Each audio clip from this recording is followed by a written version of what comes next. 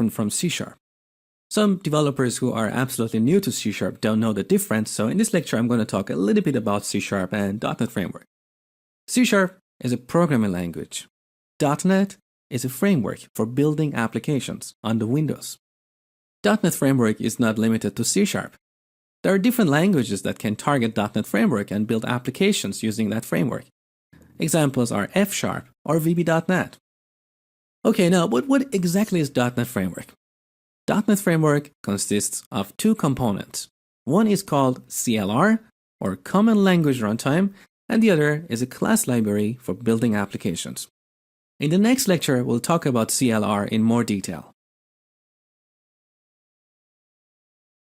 Okay, before we understand what CLR is and why we need it, let me explain a little bit about the history of C#.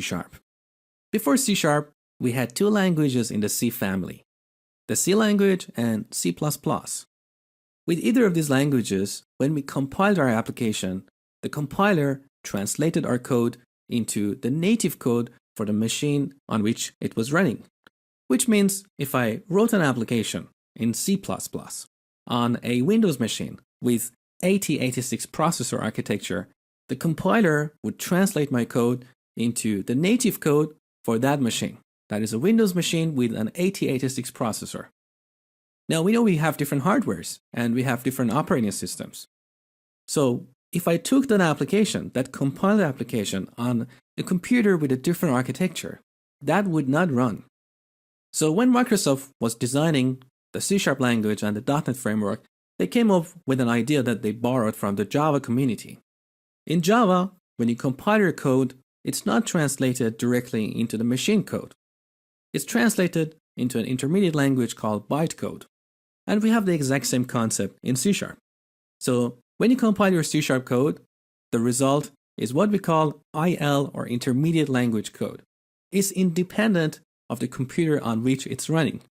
Now, we need something that would translate that IL code into the native code for the machine that is running the application. And that is the job of CLR, or Common Language Runtime. So CLR is essentially an application that is sitting in the memory whose job is to translate the IL code into the machine code. And this process is called just-in-time compilation, or JIT. So with this architecture, you can write an application in C# and you don't have to worry about compiling that into the native code for different machines. As long as a machine has CLR, that can run your application